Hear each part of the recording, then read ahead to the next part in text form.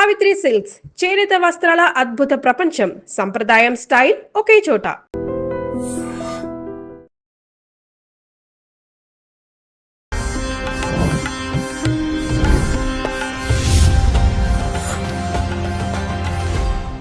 ఐడ్రీమ్ ప్రేక్షకులకు నమస్కారం. దైవానుగ్రహం కార్యక్రమానికి స్వాగతం.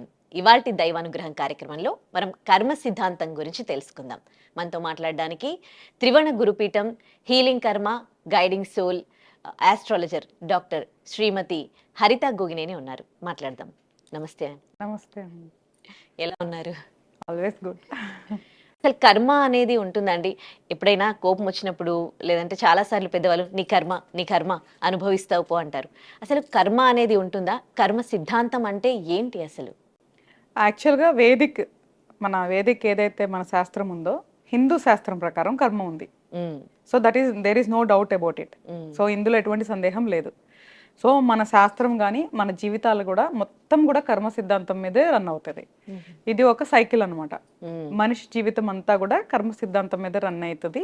అది మన శాస్త్రాల నుంచి వచ్చింది, ఈ రోజు మనం చెప్పేది కాదు. అందుకనే పూర్వీకుల నుంచి కర్మ అనే పదం మనకి వాడుకలో ఉందన్నమాట. సో కంపల్సరిగా మనం ఇప్పుడు ఎలా ఉంటుంది అంటే గివ్ అండ్ టేక్ పాలసీ ఎలా చెప్తామో, ఏదైతే మనం ఇస్తామో అదే మనకి వస్తుంది అని మనం ఏదైతే చెప్తామో, కర్మ కూడా అంతే అనమాట. సో మనం ఏవైతే చేస్తామో అవే మనకి తిరిగి వస్తుంటవి, గుడ్ ఆర్ బ్యాడ్. అంటే గత జన్మలో చేసినవా లేకపోతే ఈ జన్మలో చేసినవా? సో మన హిందూ శాస్త్ర ప్రకారం మనకి జన్మలు ఉన్నాయి కాబట్టి జన్మలకి సంబంధించిన కర్మ కూడా లెక్క ఉంటుంది అనమాట. బేసికల్గా కర్మ సిద్ధాంతం అనేది మనకి మేజర్ గా 3 సెక్షన్స్ లో ఉంది. ఒకటి సంచిత కర్మ అంటారు. అంటే ఏదైతే ఇప్పుడు మనం చేస్తున్నామో మంచి చెడు ఈ రెండు మనకి ఒక అకౌంట్స్ ఉంటాయి అనమాట. ఇప్పుడు బ్యాంక్ అకౌంట్ లో ఎట్లా మనం డబ్బు దాచుకుంటామో కర్మ కూడా మన అకౌంట్స్ లో జమ అవుతూ ఉంటది అనమాట. సో మంచి ఒక దాంట్లో జమ అవుతా ఉంటది, చెడు ఒక దాంట్లో జమ అవుతా ఉంటది. సో సంచిత కర్మ అంటే ఏంటి అంటే జన్మలకి చేస్తున్నప్పుడు, అంటే ఏదైతే మనము ఈ జన్మ మళ్ళీ రీబర్త్ ఇవన్నీ ఉంటది కదా కాన్సెప్ట్, అది కూడా నేను మళ్ళీ చెప్తా. బట్ ఫస్ట్ అసలు ఏం టైప్స్ అనేది మేజర్ గా చెప్తాను. సో ఏదైతే మనం చేస్తున్నామో అది స్టోరేజ్ ఏదైతే అవుతుందో అది సంచిత కర్మ కింద వస్తుంది అనమాట.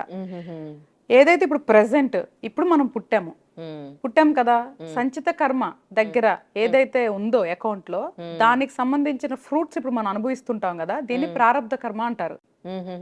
సో ప్రారబ్ధ కర్మ, present whatever we are going is ప్రారబ్ధ కర్మ. సో అవుతూ ఉంటుంది కదా. ఇప్పుడు ఈ జన్మెత్తున్నాం కదా, ఈ జన్మెత్తినప్పుడు మళ్ళీ ఈ జన్మలో మనకి కొన్ని యాక్షన్స్ ఉంటాయి, మంచి చెడు మళ్ళీ చేస్తుంటాం కదా, మళ్ళీ ఇది క్యారీ ఫార్వర్డ్ అవుతుంది కదా, అది ఆగామి కర్మ అంటారు.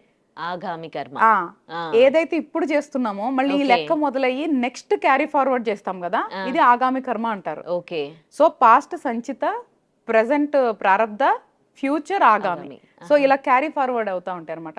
సో ఇది మన సిస్టమ్ బేసికల్ గా. ఈ 3 రకాల కర్మల్లో మనం చేసే మంచి చెడులు అనేది జమ అవుతూ ఉంటది. ఇది ఒకటి ఇది సిస్టమ్ బేసికల్ గా. ఓకే. మళ్ళీ ప్రెసెంట్ లైఫ్ లో ఏదైతే మనం చేస్తుంటామో ఇందులో కూడా మళ్ళీ పుణ్యకర్మ, పాపకర్మ ఇట్లాగా చిన్న చిన్నవి ఒక 5 కర్మలు ఉంటాయి. అంటే మనం తెలియక చేస్తే ఒక అకౌంట్ ఉంటది, తెలిసి చేసి చెడు ఒక అకౌంట్ ఉంటది. డెవోషన్ అంటే మనం ఈ జన్మలో మంచి ఏదైతే డెవోషన్ చేస్తుంటామో, స్పిరిచువల్ గా ఉంటామో దానికి సంబంధించి ఒక అకౌంట్ ఉంటది. సో ఇలాగా మళ్ళీ మనకి ప్రెసెంట్ లైఫ్ లో కూడా కొన్ని ఉంటాయి. అండ్ కొన్ని ఇన్స్టెంట్ కర్మ, చాలా మంది అంటుంటారు కదా, చూడవాడికి ఇప్పుడు ఇమ్మీడియట్ గా ఇన్స్టెంట్ కర్మ రిలేటెడ్ మళ్ళీ ఇంకొకటి ఉంటది. సో స్టోరేజ్ కర్మ వేరుంటది, ఇన్స్టెంట్ కర్మ వేరుంటది, క్యారీ ఫార్వర్డ్ కర్మ వేరుంటది. సో బేసికల్ గా కర్మ సిద్ధాంతం సింపుల్ గా చెప్పాలి అంటే మనం చేసిన ప్రతి పనికి వచ్చే ఫలితం, అంటే for every action there is a reaction అని ఏదైతే నమ్ముతున్నామో, అంటే మనం చేసే ప్రతి పనికి వచ్చే ఫలితమే కర్మ అనమాట. ఇందులో మంచి ఉంటది, చెడు ఉంటది. కర్మ అంటే చెడు మాత్రమే కాదు, కర్మ అనేది ఒకటే, దానికి మంచి చెడు అని 2 రకాల అకౌంట్స్ అనేది ఉంటది అనమాట. ఓకే. కర్మకి ఫేట్ కి ఎట్లా చూస్తారు మీరు? అంటే కర్మని బట్టి మన ఫేట్ ఉంటుందా? 100%. ఇప్పుడు ఎలా ఉంటది అంటే, ఇప్పుడు ఒక జన్మ ఇస్తారు ఒక జీవి, అంటే బేసికల్ గా ఇది దేహం, ఇది శాశ్వతం కాదు. ఏదైతే మన లోపల ఉందో ఆత్మ, అది మాత్రమే శాశ్వతం. ఇప్పుడు నేను చెప్పే ఈ మంచి చెడులన్నీ మన ఆత్మకి సంబంధించినవి. సో దేహం అనేది ఒక టూల్. ఈ జన్మలో ఈ శరీరంలోకి ఆత్మ రావాలి కాబట్టి వచ్చింది. అది ఎందుకు వచ్చింది అనేది ఒక సబ్జెక్ట్. ఇప్పుడు ఏదైతే మన జీవితం ఉందో ప్రతిదీ కూడా కర్మానుసారమే ఆధారపడి ఉంటది. అంటే ఇప్పుడు ఫర్ ఎగ్జాంపుల్ ఇప్పుడు ఈ జన్మ నేను ఎత్తిన, ఇందులో నేను ఏమేం చేసుకుంటానో అనే దాన్ని బట్టి ప్రీవియస్ నా సంచిత కర్మ స్టోరేజ్, ప్రెసెంట్ ఎంత అనుభవించాను ప్రారంధంలో అనేది present usage, and future carrying ఆగామి అంటే ఏది తీసుకెళ్తున్నాను అనే దాన్ని బట్టి నా మరు జన్మ అనేది ఆధారపడి ఉంటది. సో నా పూర్వ జన్మల్లో ఉన్న నా మంచి చెడులు, ఈ జన్మలో నేను చేసుకునే మంచి చెడులు, నేను మిగిలి తీసుకెళ్లే మంచి చెడులు బట్టి ఎండింగ్ లెక్కలు బట్టి నా నెక్స్ట్ జన్మ అనేది డిసైడ్ అవుతుంది. సో ఎప్పుడైతే మనం పుడతామో ఆ గడియలు, మనం పుట్టిన గడియలు బట్టి మనకి బర్త్ చార్ట్ అంటాం, జాతక చక్రం అంటాం. ఆ జాతక చక్రంలో గ్రహాలు 12 గళ్ళు ఉంటాయి మనకి. ఈ 12 బాక్సెస్ లో 9 ప్లానెట్స్ అంటే 9 గ్రహాలు, 7 ఫిజికల్ ప్లానెట్స్, 2 షాడో ప్లానెట్స్, 7 మన మామూలు గ్రహాలు, 2 ఛాయాగ్రహాలు ఎక్కడెక్కడ ఉండాలి అని నిర్దేశించేదే మన కర్మ. కర్మ మన గ్రహాలు ఎక్కడ ఉండాలని నిర్దేశిస్తే అప్పుడు అవి ఏం చేయాలి అనేది డిఫైన్ అయిపోయి ఉంటది అనమాట. సో మనం పుట్టక ముందే ఏ గడియల్లో పుట్టాలి, ఎవరికి పుట్టాలి, ఎలా బతకాలి, ఎలా చచ్చిపోవాలి అనేది మొత్తం కూడా ఈ గ్రహాల మాదిరి మొత్తం ఫిక్స్ అయి ఉంటది మన కర్మ. సో కాబట్టి మన కర్మానుసారమే మన జాతక చక్రం ఉంటది, జాతక చక్రంలో ఉన్న గ్రహాల అనుసారమే మన జీవితం ఉంటది.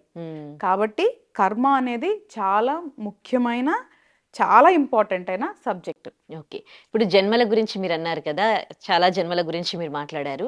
జన్మల గురించి 2 రకాలుగా విన్నాను నేను.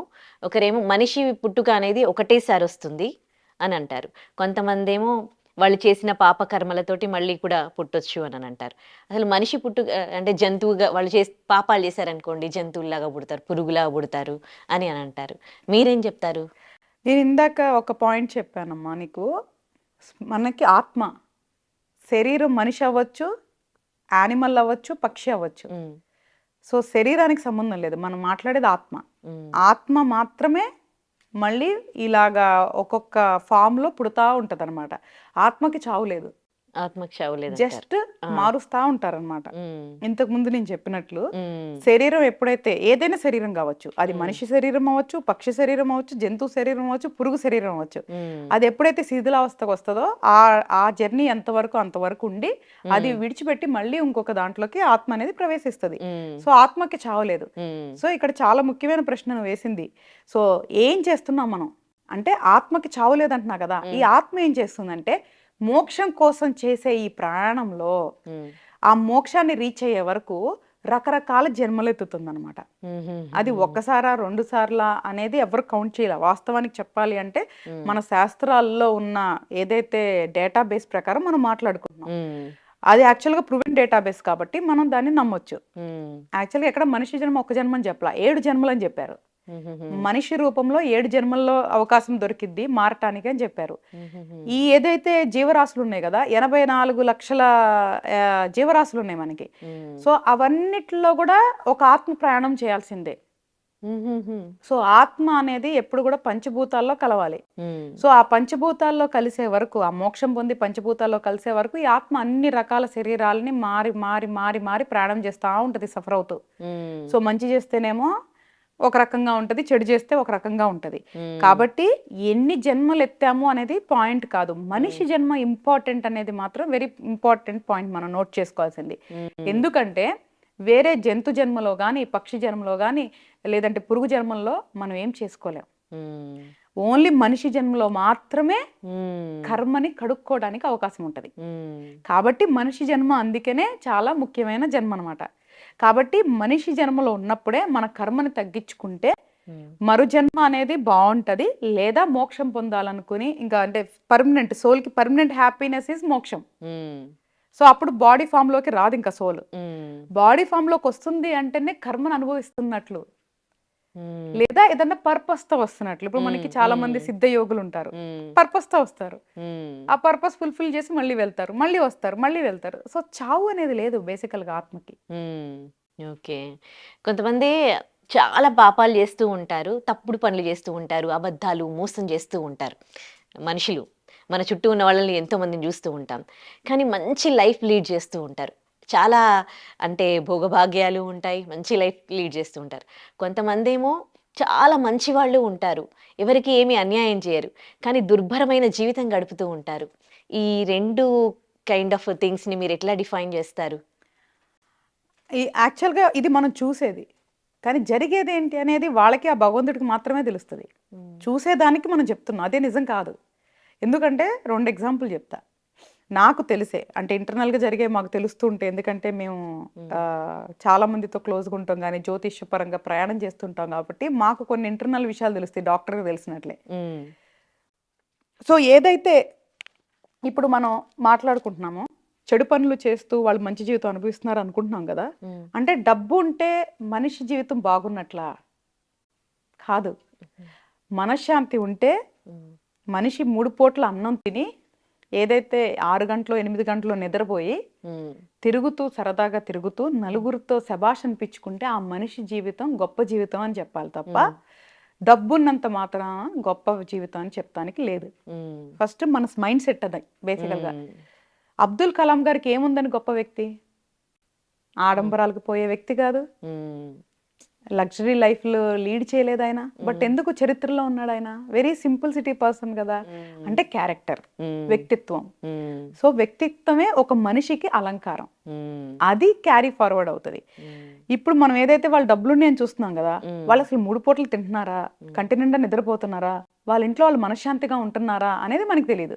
బయటకి కార్లు ఉన్నాయి, బంగ్లా ఉంది, బాగున్నారు, బట్ లోపల ఎంత వాళ్ళకి నరక వేతన అనుభవిస్తున్నారో ఎవరు జడ్జ్ చేయలేరు. రెండోది, వాళ్ళు 3 పూట్ల మందు బిళ్ళలు వేసుకొని తినొచ్చు, మందు బిళ్ళలు వేసుకోపోతే నిద్ర రాకుండా ఉండొచ్చు వాళ్ళకి, లేదంటే చాలా మందికి మద్యం సేవిస్తే తప్ప నిద్ర రాదు. ఇట్లా చాలా రకాల సమస్యలు ఉంటాయి. అలాగే నాకు కొంతమంది క్లయింట్స్ ఉన్నారు మిడిల్ క్లాసు, వాళ్ళు చాలా మిడిల్ క్లాసు, వాళ్ళకి ఒక్క రోగం లేదు, అద్భుతమైన జీవితం, ప్రశాంతంగా ఉన్నారు. సో అప్పుడు ఏది గొప్ప జీవితం అని చెప్పాలి మనం? మనశ్శాంతిగా బతకడమే కదా హ్యాపీ లైఫ్ అంటే, డబ్బున్నా లేకున్నా. కానీ డబ్బు కూడా ఇంపార్టెంటే కదా. అది మనం తయారు చేసాం. డబ్బుకి స్థాయి పెంచింది మనిషి మాత్రమే. ఈ రోజుల్లో డబ్బు లేనిది ఏదీ లేదు కదా. అలా అనుకుంటే ఎట్లాగా? ఎలా హాస్పిటల్కి వెళ్తే ట్రీట్మెంట్ కావాలి అంటే మనకి డబ్బులు కావాలి. కానీ ఇప్పుడు మరి అలా అనుకుంటే మనకి గవర్నమెంట్ ఆరోగ్యశ్రీ తీసుకొచ్చింది, చాలా మంది సేవా కార్యక్రమాలు చేసి ఏ డబ్బు లేని వాళ్ళకి కూడా వైద్యం అందుతుంది కదా. అవును. అంటే ఏదైనా మనకి రాసుంటే జరుగుతుంది, మనం ఏదైనా అనుభవించాలి అని రాసుంటేనే అది మంచైనా చెడైనా జరుగుతుంది.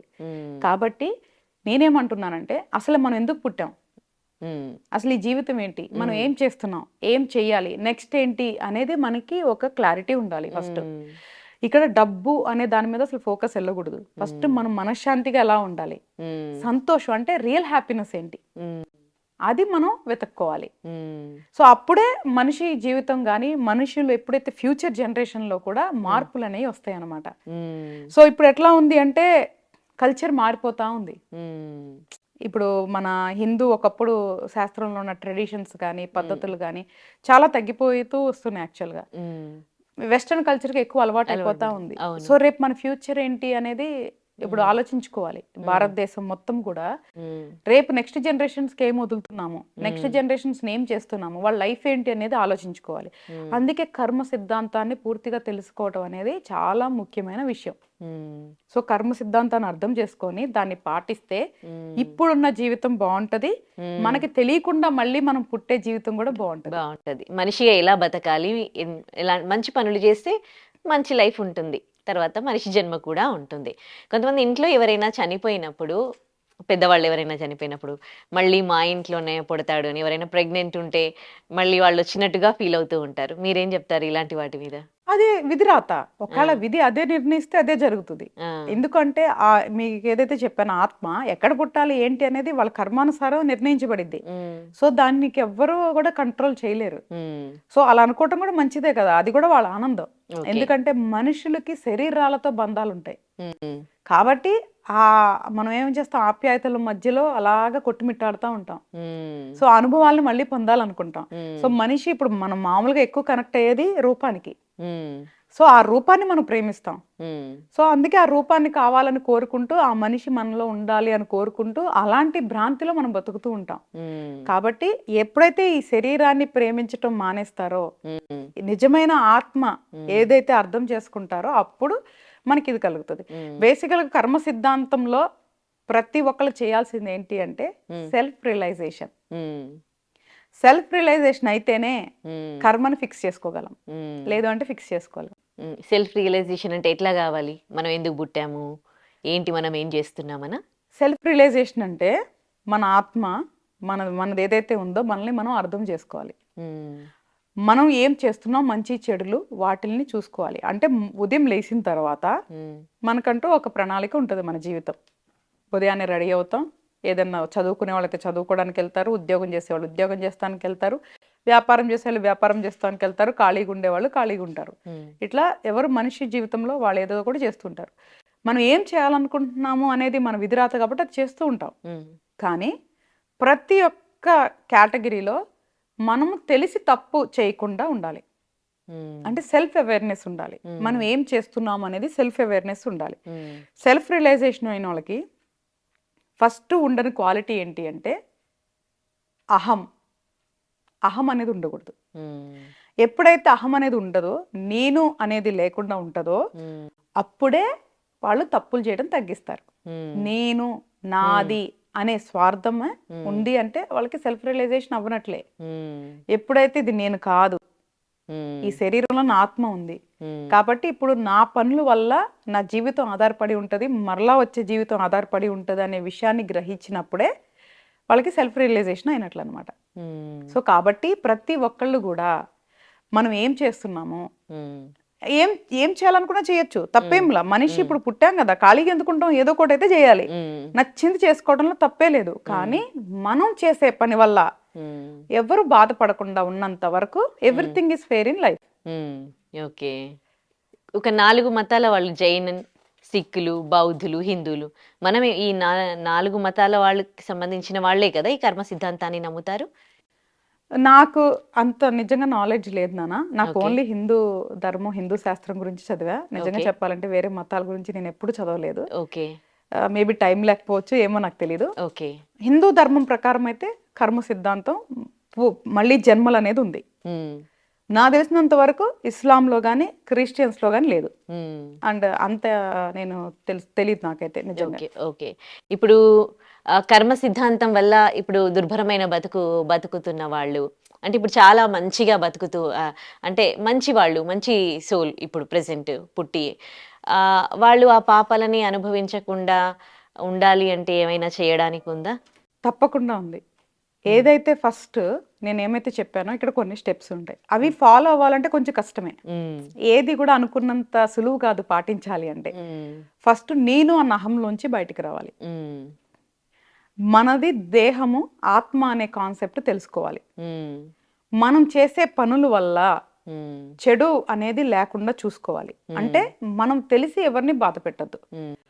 మిగతా అన్ని మన చేతుల్లో ఏముండవు. మ్మ్. మామూలుగా ఈ ప్రపంచం కానీ ప్రకృతి కానీ ఏదైతే ఉందో దాని అంతరకు అది దాని పని అది చేసుకుంటూ వెళ్ళిపోతుంది. మ్మ్. ఎలాగా మనకి ఋతువులు, వాతావరణాలు మారుతాయో మ్మ్. మనిషి జీవితం, మనుగడ అనేది కూడా అలా వెళ్ళిపోతూ ఉంటుంది. మనం ఏం చేయాలనుకున్నామో హ్యాపీగా చేసుకోవచ్చు. ఒకటే ఎట్ ద కండిషన్, మన వల్ల ఒకళ్ళు బాధపడకూడదు, మనం తెలిసి ఒకళ్ళని మోసం చేయకూడదు. మ్మ్. అప్పుడు ఇది దీని వల్ల ఏమవుతుందంటే ఫ్యూచర్ కర్మ ఆగుతుంది, మ్మ్. నెక్స్ట్ కౌంట్ ఆగుతుంది. ఓకే. ఓకే, ఇది ఫ్యూచర్ కర్మ ఆపుకోవటానికి మ్మ్. చేయాల్సింది ఏంటి అంటే ఇప్పుడు అట్లీస్ట్ ఈ జన్మలో మనకి తెలిసి తప్పు చేయకూడదు, తప్పు చేయకూడదు. ఓకే. మనకి తెలిసి మోసం చేయకూడదు, మ్మ్. మనకి తెలిసి ఎవరిని బాధ పెట్టకూడదు. ఇది ఫ్యూచర్ కర్మ. ఇప్పుడు ప్రజెంట్ ఫ్యూచర్ కర్మ ఆపుకోవడానికి చేయాల్సిన పనులు ఇవి. తెలిసి తప్పు కానీ మోసం కానీ ఎవరిని బాధ పెట్టడం కానీ చేయకూడదు. మ్మ్. నెంబర్ 1, ప్రజెంట్ కర్మ ఎట్లా తగ్గించుకోవాలి అని అడిగా. అంటే ఆల్రెడీ తీసుకొచ్చాం మ్మ్. కొంత, మ్మ్. దీన్ని ఎలా తగ్గించుకోవాలి అంటే మంచి పనులు చేయాలి. మ్మ్. సెల్ఫ్ రియలైజేషన్ అయ్యి నేను అన్న అహం తగ్గించుకొని నలుగురికి మనకి చేతనైనంత సహాయం చేయటం వల్ల మంచి పనులు అంటాం, గుడ్ డీడ్స్ అంటాం దాన్నే. మ్మ్. దానివల్ల మంచి కర్మ వస్తుంది. మ్మ్. రెండోది డెవోషన్. మ్మ్. ఈ ప్రకృతిని ఎవరైతే ఇప్పుడు ఏదైతే మనం చూస్తున్నాం, ప్రకృతిని ఫస్ట్ చూస్తున్నాం. ప్రకృతి మనకి ఫస్ట్ దైవం, అంటే నేచర్ ఈజ్ గాడ్. మ్మ్. ప్రకృతిని గౌరవించి నువ్వు ఎవరైతే అనుకుంటావో, వాట్ ఎవర్ యూ నేమ్, ఎందుకంటే మన దగ్గర దేవుళ్ళు చాలా ఉన్నారు కాబట్టి ఉమ్, ఎవరైతే నువ్వు దైవంగా భావిస్తావో ఉమ్, వాళ్ళకి డెవోషన్ అనేది ప్రాపర్ గా డెవోషన్ చేసుకొని స్పిరిచువల్ యాక్టివిటీస్ చేయాలి. ఉమ్, అంటే ఓన్లీ పూజ చేసినంత మాత్రాన అవ్వదు. ఉమ్, మెడిటేషన్ యోగాతో పాటు మంత్ర సాధన చేయాలి. ఉమ్, ఉమ్, సో కర్మకి ఫస్ట్ ప్రజెంట్ ప్రీవియస్ కర్మలకి ఫస్ట్ రిలాక్సేషన్ దొరికేది మనకి మంత్రం ద్వారా. ఉమ్, సో మూడోది వచ్చేసరికి ఇప్పుడు చెప్పాను కదా, ఇప్పుడు ఏదైతే ప్రజెంట్ రన్నింగ్ చేసుకోకుండా హోల్డ్ చేసుకొని ఉమ్, ప్రజెంట్ కూడా ఇన్స్టెంట్ కర్మలను కూడా ఆపేసుకొని ఫ్యూచర్ కర్మలు కూడా ఆపేసుకోవాలి. ఉమ్, సో ఈ 3 పద్ధతుల ద్వారా ఉమ్, కర్మను తగ్గించుకోవటమే కాకుండా మంచి కర్మను పెంచుకోవటమే కాకుండా ఉమ్. చెడు కర్మ ఇంకా క్యారీ ఫార్వర్డ్ చేయకుండా ఉంటేనే మనకి ఈ కర్మ సిద్ధాంతం నుంచి బయటపడటానికి అవకాశం ఉంటుంది. ఓకే. ఇప్పుడు మీరు అన్నారు కదా కర్మకి తలరాతకి కూడా సంబంధం ఉందని. తలరాత అనేది మనం ముందే రాసుకొని వస్తాము.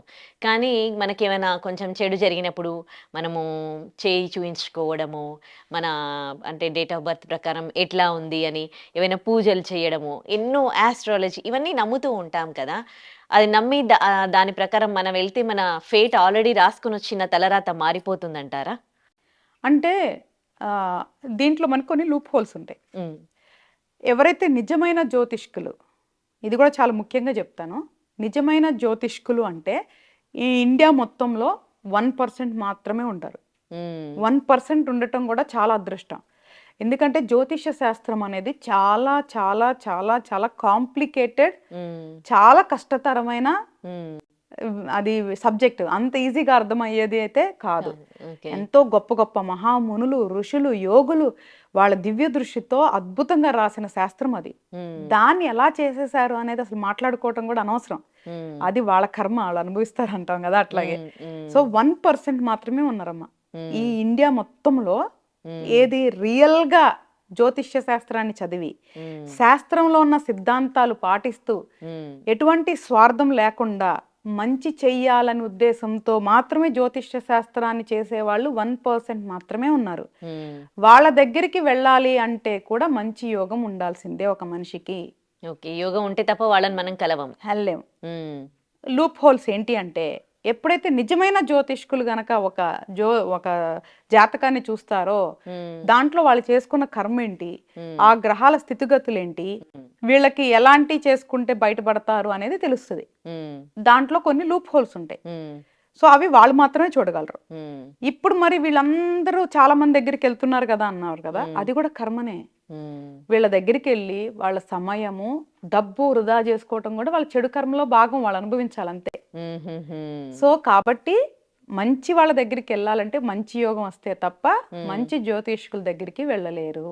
ఉమ్, రెండోది, పూజలు చేసే పూజారి కరెక్ట్గా లేనంత వరకు ఎన్ని పూజలు చేస్తే ఏంటి. ఉమ్, సో నీకు మంచి యోగం ఉండేంత వరకు నువ్వు ఖచ్చితమైన జ్యోతిష్కుడి దగ్గరికి వెళ్ళలేవు, ఖచ్చితమైన పూజారితో పూజ కూడా చేయించుకోలేవు, ఉమ్, ఖచ్చితమైన రాళ్ళు పెట్టుకోలేవు. ఉమ్, ఇదే కర్మ ఓకే. సైకిల్లో ఒక భాగం. ఉమ్, కాబట్టి పూజలు చేయించుకున్నంత మాత్రాన తలరాత మారిద్దా?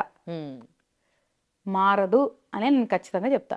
ఉమ్, ఇందులో ఎటువంటి సందేహం లేదు. ఉమ్, పూజలు చేయించుకుంటే తలరాత మారదు, కానీ రిలాక్సేషన్ దొరుకుతుంది. ఉమ్, పెద్దది చిన్నదాంతో పోవటం, మీడియం దాంతో పోవటం, ఆ యొక్క తీవ్రత తగ్గుతుంది. ఉమ్, తలరాతలు మారవు. ఉమ్, తలరాతలు మార్చుకునే శక్తి ఓన్లీ ఏ ఆత్మకైతే ఉందో ఈ శరీరంలో ఆత్మకి మాత్రమే ఉంటుంది. ఉమ్, నీ తలరాత నేను మార్చలేనా, నువ్వు నా తలరాత మార్చలేవు. ఉమ్, ఎవరి తలరాత వాళ్ళు మార్చుకునే శక్తి మాత్రం ఉంది. ఉమ్. దానికోసం ప్రయాణం చేయాలి. ఓకే. ఓకే, అర్థమైంది. పుణ్యం కొద్ది పురుషులు పిల్లలు అని అంటారు కదా. అంటే మనం చేసిన ఈ పాప పుణ్యాలతోనే మనకి ఈ భర్త ఇలా రావాలి, పిల్లలు ఇలా పుట్టాలి, ఇలాంటి తల్లిదండ్రులు దొరకాలనేది ఉంటుంది. 100% నేను అదే చెప్తుంది.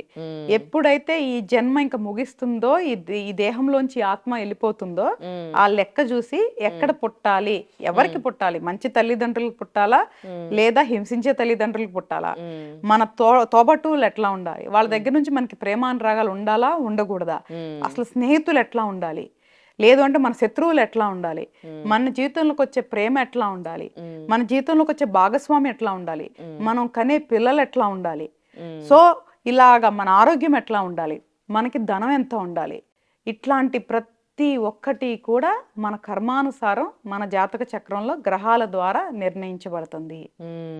సో కాబట్టి మనం మనుషులంగా రెండిటి మీదే ఫోకస్ చేయాలి. దాని అవేర్నెస్ తీసుకురావటానికే మనం త్రివణ గురుపీఠానికి పెట్టడం ముఖ్య ఉద్దేశం ఏంటి అంటే, I want to educate the people. ఇప్పుడున్న మన మానవ జాతికి ఏదైతే మనం మర్చిపోతున్నామో దానికి సంబంధించింది తెలియచేయాలి అన్న ముఖ్య ఉద్దేశం అనమాట. ఇక్కడ రెండే విషయాలు గుర్తుపెట్టుకోవాల్సింది మనం. ఒకటి కర్మ, రెండు గ్రహాలు. ఈ రెండిటి మీదే మన ప్రయాణం అంతా ఉంటది.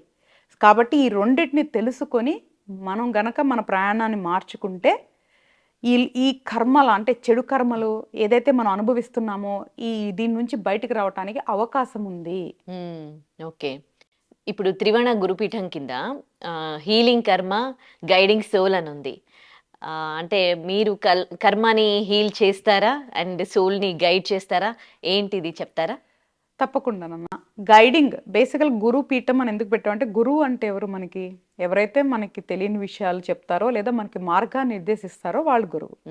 ఎప్పుడైతే ఒకళ్ళు మన దగ్గరికి వస్తారో వాళ్ళ కర్మానుసారం వాళ్ళకి ఇప్పుడున్న జీవితంలో ఏదైతే అనుభవిస్తున్నారో దాని నుంచి బయటకు రావటం కోసం మనం ఒక సోల్ని గైడ్ చేస్తాము.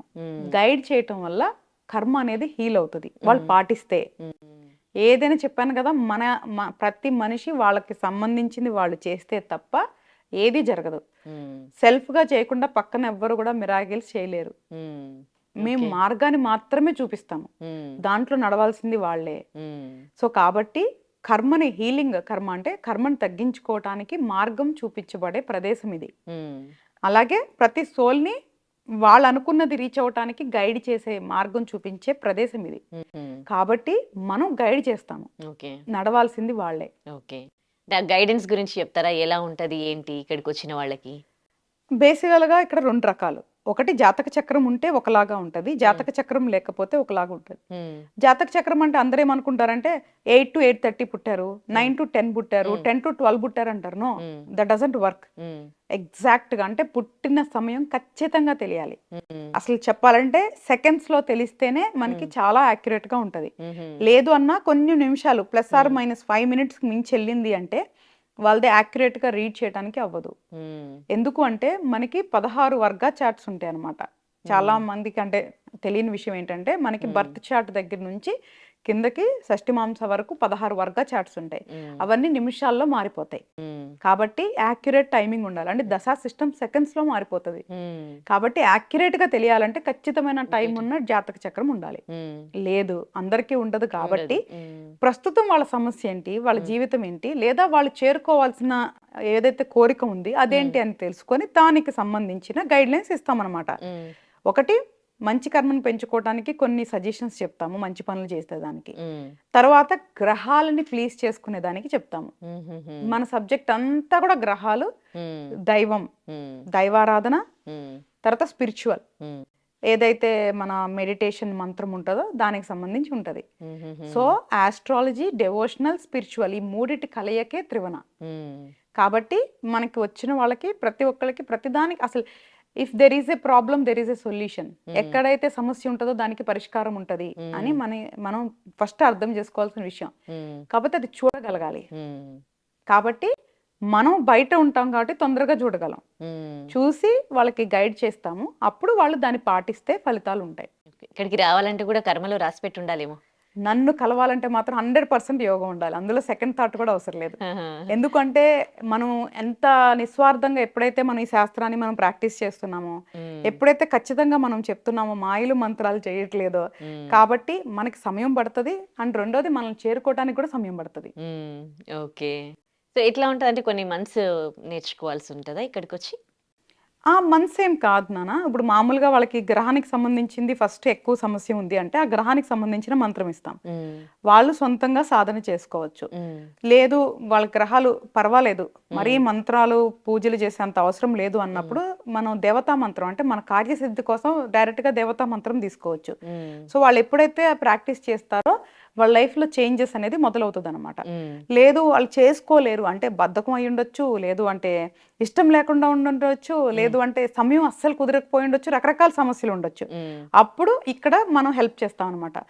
ఫస్ట్ వాళ్ళంతటికి వాళ్ళు నడిచేదానికే 90% ఉమ్, మన దగ్గర నుంచి గైడెన్స్ ఉంటది. ఉమ్, లేదు అన్నప్పుడు ఆ 10% మన దగ్గర నుంచి సపోర్ట్ ఇస్తానికి ఉంటది అనమాట. ఉమ్, ఓకే. ఎందుకంటే ఈ రోజు సరే నేనున్నాను, ఉమ్, ఓకే నేను చేసి పెడతాను, రేపు మళ్ళీ నువ్వు నా మీద ఇంకొకరి మీద ఆధారపడాలి కదా. అవును. మన ముఖ్య ఉద్దేశం ఏంటి అంటే మన దగ్గరికి వచ్చిన వాళ్ళు మళ్ళా మన మీద కూడా ఆధారపడకుండా చేయటమే గురుపీఠం యొక్క మెయిన్ లక్షణం. ఉమ్, గురువు అనేవాళ్ళు మార్గం చూపిస్తారు కదా, ఆ మార్గంలో ముందుకెళ్ళాలి తప్ప మళ్ళీ వెనకకి వచ్చి గురువుని అడగాలని ఏ గురువు అనుకోరు. ఉమ్, అంటే నీవు మీద నువ్వే ఆధారపడి ముందుకెళ్ళాలి, ఉమ్, ఒకళ్ళ మీద ఆధారపడకూడదు అనేదే మన ముఖ్య ఉద్దేశం. దాన్ని మనం గైడ్ చేయాలనుకుంటున్నాం. సో కంప్లీట్గా ఆ విషయంలో మనం సిన్సియర్లీ స్ట్రిక్ట్లీ నాన్ కమర్షియల్. ఉమ్, ఓకే. మనుషులకి ఏదైతే మనం చేయాలనుకుని మార్గనిర్దేశం చూపించాలనుకుంటున్నామో, సేవ చేయాలనుకుంటున్నామో ఇదంతా నాన్ కమర్షియల్. ఉమ్, మనం నాలెడ్జ్ ఏదైతే నేను నేర్చుకున్నానో ఉమ్, ఆ యొక్క విజ్ఞానాన్ని నలుగురికి పంచాలనుకుంటున్నాం. ఉమ్, అంతే తప్ప ఇక్కడ ఇంకొక ఉద్దేశం అనేది మన పీఠంలో అయితే లేదు. ఓకే. కొంతమంది అనారోగ్య సమస్యలతో లేకపోతే ఫైనాన్షియల్ గా చాలా ఇబ్బంది పడుతూ ఉన్న వాళ్ళు ఉంటారు కదా, అలాంటి వాళ్ళకి ఇక్కడికి వస్తే ఏమైనా సొల్యూషన్ దొరుకుతుందా? మార్గం చూపిస్తాము కంపల్సరీగా. ఆ, వాళ్ళు పయనిస్తే తప్పకుండా సొల్యూషన్ దొరుకుతుంది. ఏదైతే మనం మార్గం నిర్దేశిస్తున్నామో అందులో ప్రయాణించిన వాళ్ళకి మాత్రం కంపల్సరీగా దొరుకుతుంది. అందులో మనకి ఇంకో సందేహం లేదు. ఉమ్, వాళ్ళు నడవకుండా సొల్యూషన్ అంటే మాత్రం అవ్వదు. ఉమ్, అదే. కంపల్సరీగా లేగాలి. ఇప్పుడు నువ్వు 10 కల్లా జాబ్కి వెళ్ళాలి నాన్న, ఉమ్, కొంచెం రాత్రి తొందరగా పడుకొని ఉదయం తొందరగా లేచి నీ కాలకృత్యాలు తీర్చుకొని నువ్వు రెడీ అయ్యి ఏదో ఒకటి మళ్ళీ వాహనం పట్టుకొని అక్కడికి చేరుకుంటే 10 గంటలకి నువ్వు ఉద్యోగానికి వెళ్తావు. అవును. ఇదంతా నీకు ప్రణాళిక. అంటే ముందు రోజు రాత్రి నుంచే నువ్వు ఇవన్నీ ఆలోచించుకొని వెళ్తేనే వెళ్తావు. ఇవన్నీ ప్లాన్ చేసుకొని నీ శరీరం దానికి తగ్గట్టుగా నీ మైండ్ అన్ని కోఆపరేట్ చేస్తేనే వెళ్తావునా. అవును. అవును. ఒక రోజు మనం ఉద్యోగానికి వెళ్తానికి ఇంత ఆలోచించాల్సినప్పుడు మన జీవితం మారాలంటే మనం ఎంత ఆలోచించాలి, ఎంత కసరత్తు చేయాలి. అవును. అందరికి ఇట్లా అయిపోవాలి, కరెక్ట్. ఊరికే అయిపోవాలి. 500కి లేదా 200 తాయెత్తులకి నీ జీవితం మారిపోవాలి, 500 యంత్రాలకి నీ జీవితం మారిపోవాలి. లేదు అంటే ఇంకొక దానికి నీ జీవితం మారదు జీవితం అట్లాగా. మనం ఒక ప్రణాళిక ప్రకారం ప్రయాణం చేస్తేనే మారేదానికి అవకాశం ఉంది తప్ప ఓవర్ నైట్లో జీవితాలు మారవు. మారుస్తా అన్నోళ్ళు నమ్మారు అంటేనే వాళ్ళ మూర్ఖత్వం. ఓకే. వాళ్ళు ఇంకా చెడు కర్మలో ఉన్నట్లే. ఓకే. ఆ అనారోగ్య సమస్యలు ఇందాక మీరు ఏదైతే చెప్పారో అలక్ష్మి అనారోగ్య సమస్యలు అనేది చాలా చెడు కర్మ వల్ల వచ్చే స్థితి. కాబట్టి ఫస్ట్ వాళ్ళు యాక్సెప్ట్ చేయాలి, నేను ఏదో చాలా చెడు కర్మ చేసుంటా, ఇప్పుడు నేను దాని నుంచి బయటకు వచ్చి మంచి కర్మ వైపు ప్రయాణం చేయాలి అని వాళ్ళు అర్థం చేసుకొని నడవాలి తప్ప నేనేదో ఒక రోజు పూజ చేసేస్తేనో, లేదో వాళ్ళేదో మన దగ్గరికి వచ్చేస్తేనో, లేదు అంటే 4 అర్చనలు చేపిచ్చేస్తేనో మారవు. ఫస్ట్ అర్థం చేసుకొని ఆ ప్రయాణం చేయాలి. అప్పుడు డెఫినెట్గా మార్చుకునే దానికి అవకాశం ఉంది. అది కనిపెట్టబట్టే మనం పీఠం పెట్టాం. ఎస్, మనిషి జీవితాన్ని మనిషి మార్చుకోవచ్చు, కానీ అది అనుకున్నంత సులువైన విషయం కాదు. కానీ అవ్వని పని కాదు, అవుతుంది. దానికి ఓపిక్గా ప్రయాణం చేయాలి. ఫస్ట్ నమ్మాలి, మారాలి, ప్రయాణం చేయాలి. అప్పుడు తప్పకుండా రిజల్ట్స్ ఉంటాయి అన్నమాట. అండ్ రెండోది, ఎవరైతే ఇందాక అనారోగ్యంతో వచ్చేటప్పుడు వాళ్ళకి చెడు కర్మ ఉంటుంది కదా, అది చూసి మేము గైడ్ చేయాలి తప్ప దాన్ని నేను మార్చాలి పూర్తిగా అనుకుంటే అది మళ్ళీ నాకు ఎఫెక్ట్ ఉంటుంది. కర్మని వాళ్ళు అనుభవించే దాంట్లోంచి నేను దారి మళ్ళించకూడదు, దారి చూపించాలి. సో ఇవన్నీ చాలా టెక్నికల్ థింగ్స్ ఉంటాయి దీంట్లో. అది ఓన్లీ చెప్పాను కదా నాన్న, నిజాయితీగా నిబద్ధతగా చేసే జ్యోతిష్కులకి మాత్రమే వర్తిస్తుంది. లేదు అంటే ప్రతి జాతక చక్రం చూసేటప్పుడు వాళ్ళ కర్మ, ప్రతి జాతక చక్రం చూసే నువ్వు ఓపెన్ చేసిన ప్రతి జాతక చక్రంలో ఉన్న కర్మ మాకు ఎఫెక్ట్ అవుతా ఉంటది. అంటే నేను నీ కర్మను చూస్తున్నప్పుడు అది నాకు ఎఫెక్ట్ అవుతా ఉంటది. కాబట్టి నిత్యం మేము దైవారాధన చేయాలి, మంత్ర సాధన చేయాలి. అలా చేయకుండా మీరు పెట్టుకొని ఎక్కడో వెళ్ళారు, వేరే వాళ్ళ దగ్గరికి వెళ్తున్నారు అంటే they are not real astrologers. వాళ్ళు నిజమైన జ్యోతిష్కులు కాదు. వాళ్ళు మీ జీవితాన్ని జాతకాన్ని చూడలేరు. ఫస్ట్ ఇది అర్థం చేసుకోవాలి మనిషి. ఓకే. మీరేమనుకోకపోతే ఒక క్వశ్చన్ అండి, ఇంతమంది కర్మలు మీరు చూడగలరు, and what about your self? నాది ఆల్రెడీ ఇట్ ఈస్ అంటే ఎలా చెప్తారు అంటే నా ప్రయాణం ఇంతమందికి మీరు చెప్పగలరు, అది మీకు సొంతంగా వచ్చేసరికి మీది ఎలా ఉంటుంది అనేది మీకు తెలుస్తుందా? అచ్చా, I mean your asking my self. Okay, నా గురించి అడుగుతా. మీ గురించి మీకు అంటే ఇప్పుడు నా గురించి నాకు కొంత తెలుస్తుంది. వాస్తవానికి ఏంటంటే జ్యోతిష్య శాస్త్రం ప్రకారం మన సొంతది కానీ మన కుటుంబాన్ని కానీ మనం చూసుకోకూడదు వాస్తవానికి. అప్పటికి కొంచెం చీట్ చేసి అప్పుడప్పుడు చూస్తుంటాను. ఎక్కువ చూడకూడదు. బేసికల్ గా అది రూల్. అది నిజం చెప్పాలి అంటే మీరు సబ్జెక్ట్ తెలిసిన ఎవరినైనా అడిగితే కూడా మన సొంతది కానీ మన కుటుంబాన్ని కానీ మనం చూసుకోకూడదు. అదే మనకి ఒక సామెత ఉంటది, ఇంటి పెరటి వైద్యం ఇంటికి పనికిరాదు అని ఉంటది కదా, అట్లాగా. బట్ కానీ కొన్ని తెలుస్తుంది. సో నేను పుట్టినప్పుడే, ఇప్పుడు కాదు, నా జీవితం ఏంటి అనేది నాకు ఊహ వచ్చినప్పటి నుంచే నాకు క్లారిటీ ఉంది. సో నేను పుట్టింది ఒక పర్పస్ తో పుట్టాను అనేది నాకు చిన్నప్పటి నుంచే ఒక క్లారిటీ ఉంది. చూడకూడని వయసుకి నేను చూడకూడనివన్నీ చాలా చూసేస్తున్నా. సో అప్పుడు కూడా నాకు మనిషి ఏంటి, ఈ లస్ట్లు ఏంటి, లవ్ ఏంటి, ఇవన్నిటి గురించి, ఫ్యామిలీ ఏంటి, ఈ ఈ రెస్పాన్సిబిలిటీస్ ఏంటి, లేదు అంటే ఈ రిలేషన్షిప్స్ ఏంటి అనేది చిన్నప్పుడు నాకు తెలిసి 10-12 సంవత్సరాలకే నాకు పూర్తి అవగాహనతో పెరిగిన వ్యక్తిని నేను. సో కాబట్టి నేను దేనికి బైండ్ ఓవర్ అవ్వకుండా నన్ను నేనే ట్రైన్ చేసుకుంటూనే పెరిగిన. ఇప్పుడు నువ్వు అడిగావు కదా నాన్న, నేను తెలుసుకోవటం వల్ల నాకంటే పక్కన వాళ్ళకి చాలా ఉపయోగం అనమాట. ఎందుకంటే నేను చాలా తొందరగా అందరినీ క్షమించేస్తా. ఎందుకు అంటే ఏం చేసినా గ్రహాలేగా చేసేది, వీళ్ళదేం లేదులే అని వాళ్ళకి బెస్ట్ ఎక్స్క్యూజ్ దొరికిద్ది అనమాట. ఫస్ట్ ఎక్స్క్యూజ్ దొరికేది అక్కడ అది.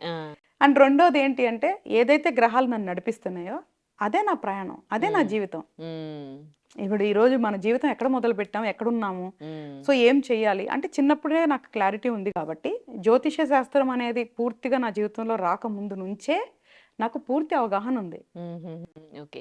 ఈ మధ్య జనరేషన్ ని మీరు అబ్జర్వ్ చేసే ఉంటారు.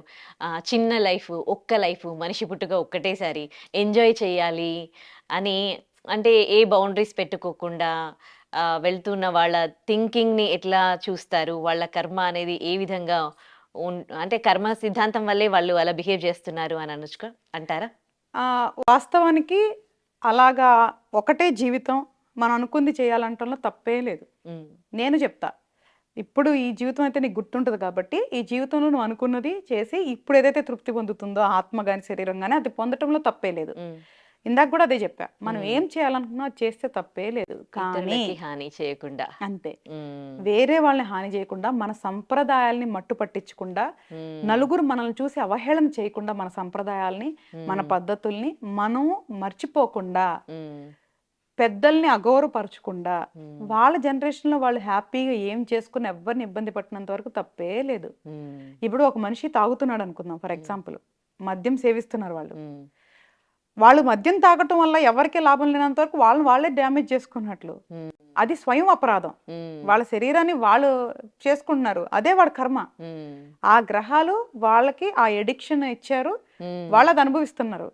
కానీ ఇది నేను ఆపేయాలి అని వాళ్ళు ట్రైన్ చేసుకొని దాంట్లోంచి బయటకు వచ్చినప్పుడే శరీరం బాగుంటది, 4 రోజులు ఎక్కువ బతకొచ్చు. సో బతికినంత వరకు ఆరోగ్యంగా బతకాలనుకున్న వాళ్ళు చెడు అలవాట్లకి వెళ్ళరు. Very simple. ఓకే, చాలా మంచి విషయాలు తెలియజేశారు. మిమ్మల్ని కలవడం చాలా సంతోషంగా అనిపిస్తుంది నాకైతే. ఇవాళ నా కర్మ సిద్ధాంతం వల్ల నేను మిమ్మల్ని కలిసానేమో అనిపిస్తుంది. చాలా చాలా థ్యాంక్స్ అండి మాకు మీ టైం ఇచ్చినందుకు. And for more videos, Please subscribe to iDream. Please subscribe to iDream. Please subscribe iDream. And please subscribe to iDream. For more videos, subscribe to iDream. please like, share and subscribe to the channel. Congratulations, iDream. Subscribe to iDream. Subscribe to iDream. So subscribe to iDream Media. iDream team andarki huge congratulations. Please subscribe iDream Media. Please subscribe to iDream. Subscribe iDream. Please subscribe to iDream. iDream అంటే నా కళల channel subscribe చేసుకున్న నోరు తిరుగుతలేదు, మీరైతే గంట గుర్తు కొట్టండి. For more such videos, please subscribe to iDream. Subscribe to iDream. Please subscribe to iDream. Please subscribe iDream Media. Please do subscribe to iDream. Please subscribe to iDream Media. For best entertainment and information, please subscribe iDream. And don't forget to subscribe to iDream.